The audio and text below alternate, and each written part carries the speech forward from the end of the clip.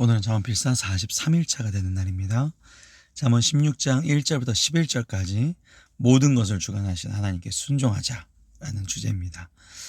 평안을 하나님께서 지혜로운 자에게 허락하여 주신다고 했는데, 그렇기 때문에 우리는 힘이 없죠.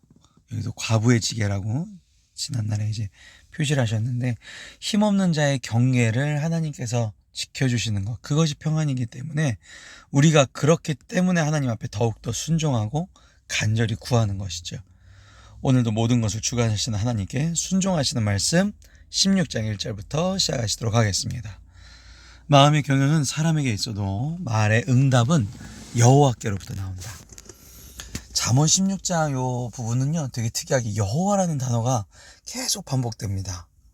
여호와라는 뜻은 당신의 택한 백성과의 언약을 맺어주시고 성실하게 그 언약을 지켜주고 계심을 상기할 때, 우리 창조주 여호와 하나님이라는 단어를 쓰시죠.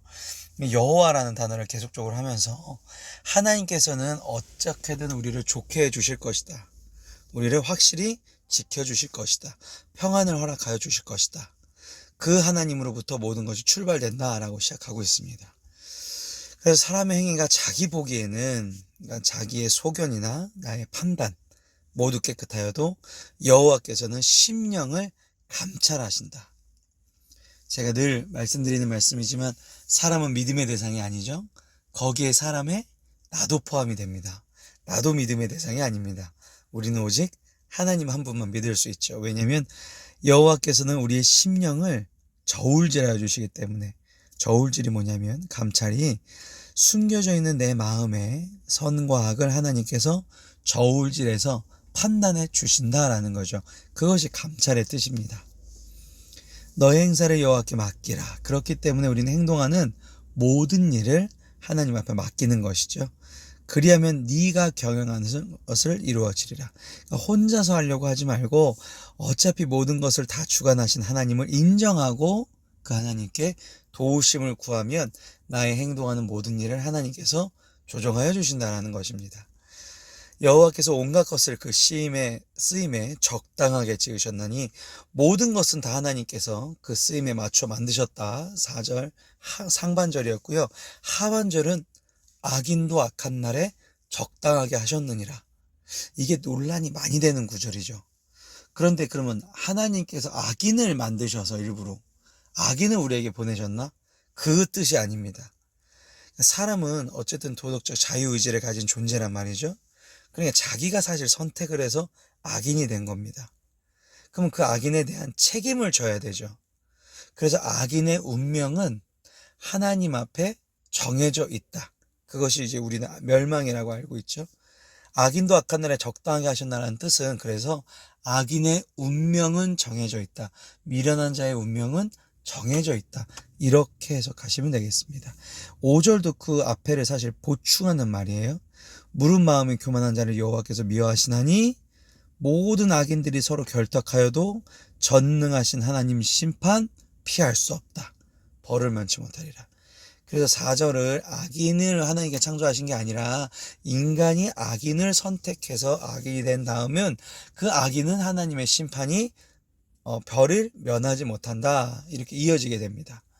6절입니다. 인자와 진로 인하여 죄악에 속하게 되고 여호와를 경외함으로 말미암아 악에서 떠나게 되느니라.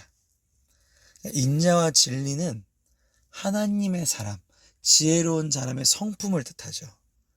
그러니까 이것이 있으면 철저히 악에서부터 구별되고 분리할 수 있는 힘이 생긴다는 것입니다. 우리는 못합니다. 하지만 하나님의 인자와 진리를 우리가 구해야 되는 이유가 여기 있는 것이죠. 분리하기 위해서. 사람의 행위가 여호와를 기뻐하시면 그 사람의 원수라도 그와 더불어 화목하게 하신다. 여호와께서는 당신을 기쁘시게 한 자를 사랑을 더욱더 주신다. 이렇게 그냥 쉽게 보시면 되겠습니다. 적은 소득이 공의를 경험하면 많은 소득이 불의를 경험하는 것보다 나으니라. 너무 자주 반복되었던 말씀이죠. 많은 소득보다 하나님의 절대 주권을 인정하고 하나님의 하나님의 뜻을 실현하는 것이 더 중요한 것이다.